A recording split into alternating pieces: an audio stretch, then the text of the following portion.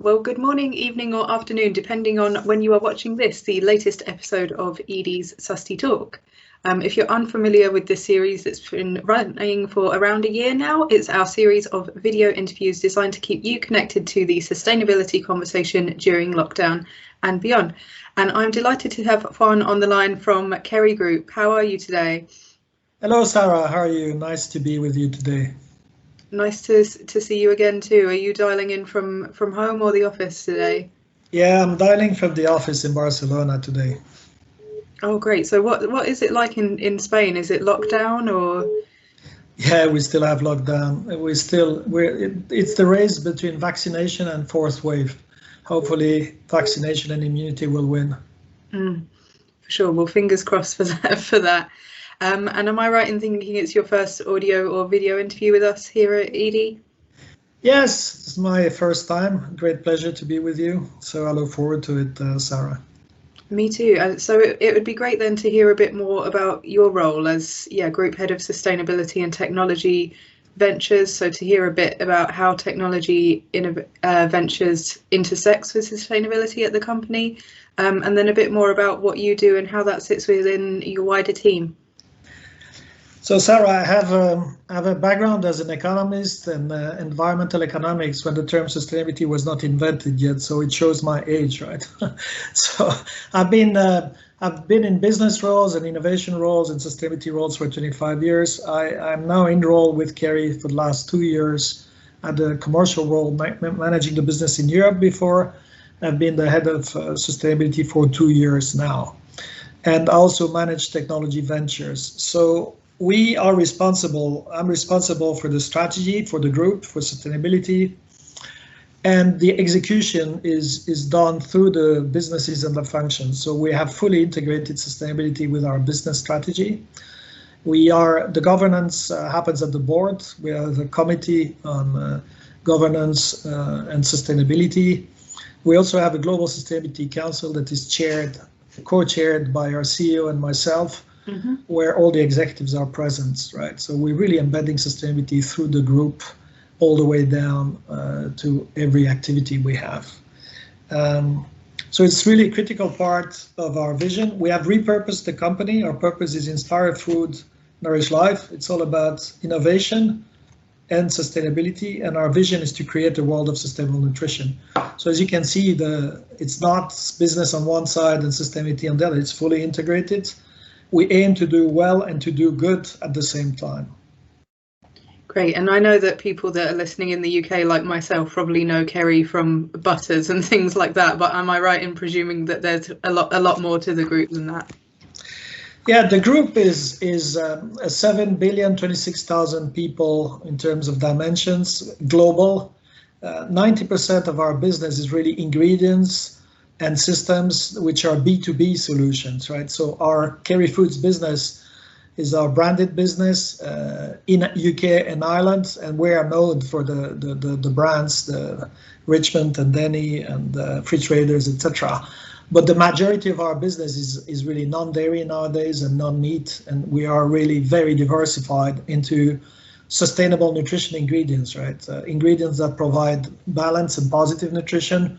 And we are trying to do that while minimizing the footprint on the environment and the social impact. That's the definition of sustainable nutrition we have, right?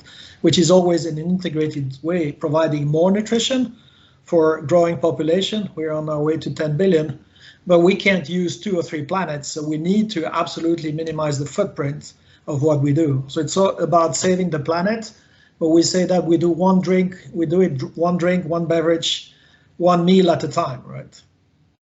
Great, and it's some of this environmental aspect that I wanted to come onto. So I was looking through the various targets that have been developed under that strategy and under this overarching vision, and the big one is net zero by 2050 and an interim target to reduce emissions by a third by 2030. So I wanted to hear a little bit more about how the company is approaching that as food, beverage and ingredients and agriculture company.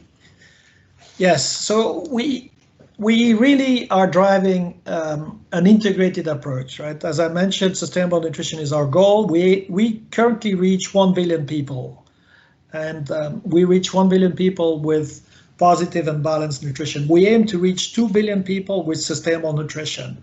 So that's expanding the reach, but also making sure that we do that in an environmentally and social positive impact, right? So science-based targets, we've signed up to science-based targets, and net zero by 2050. And we have committed to reduce our absolute emissions by 33% by 2030, considering the fact that we want to reach a lot more people in emerging markets. You can see that we're really decoupling the positive and sustainable nutrition from the climate impact, right? And so that means we're going to go 100% renewable electricity before 25 on all our operations globally. And we're going to drive energy efficiency, obviously. And then last but not least, we will consider offsets, but we will first put our house in order from an efficiency and renewable electricity point of view. And so these are the commitments, they are ambitions, but we will deliver on them. And we're building that on the track record we have, right? In the last 5 years, we have been reducing our carbon footprint while growing, and we're going to be continuing this trajectory, but it's a step change.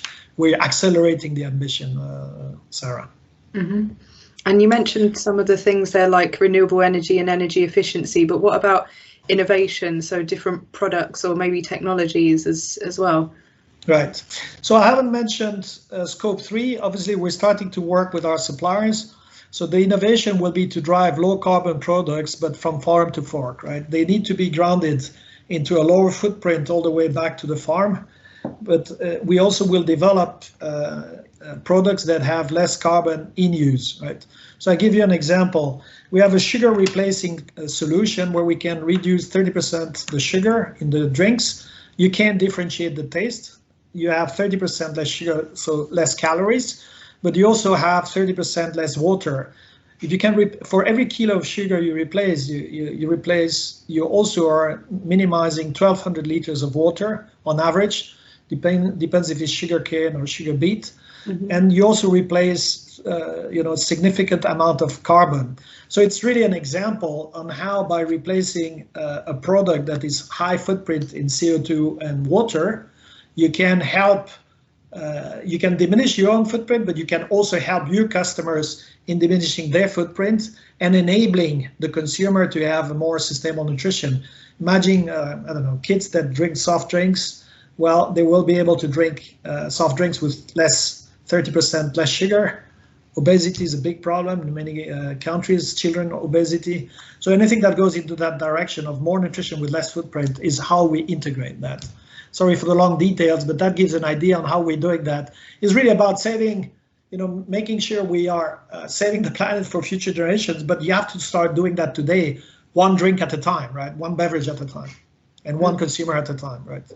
You say it's lengthy, but I think it's important because I imagine, like most companies in this space, scope 3 is a big focus. So supplier engagement and new technologies with suppliers is going to be a big focus. Exactly, and this is not something you can do alone. It's all about partnering. You partner with your suppliers, you partner with your customers. It's about co-creating solutions that have these impact. And not only the planet needs it, what's also very good is that you can see that the demand on the consumer side for sustainable products is accelerating. We call the new consumer the end consumer. He wants taste, but he also wants nutrition.